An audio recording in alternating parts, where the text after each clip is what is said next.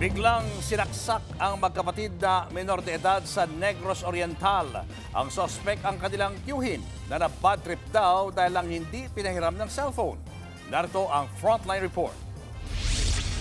Isinakay sa truck ang magkapatid na menor de edad, isang 11 years old at isang 16 years old. Ang mas bata sa kanila patay na, habang kasalukuyan namang nagpapagaling sa ospital ang kuya niya.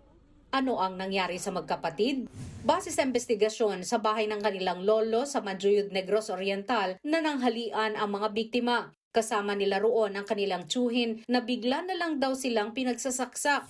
Ang dahilan, hindi raw kasi pinahiram ng cellphone ang suspect na gustong makausap ang kanyang misis. Sinamahan pa yan ng madalas umano nitong paglalasing.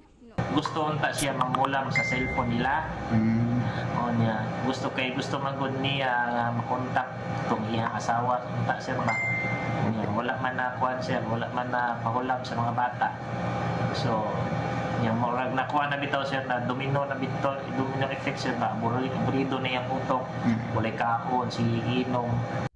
Ang suspect pumunta sa kalapit bahay at doon nagkandado ng pinto. Pagdating ng mga pulis, patay na rin ang tiyuhin. Ayon sa pulisya, nakaranas ng hallucination ang suspect nitong mga nakaraang araw bago nangyari ang insidente. Patuloy pa rin ang investigasyon ukol dito. Nagbabalita mula sa Frontline, Margie Bentulan, News 5. Mga kapatid, Julius Babaw po.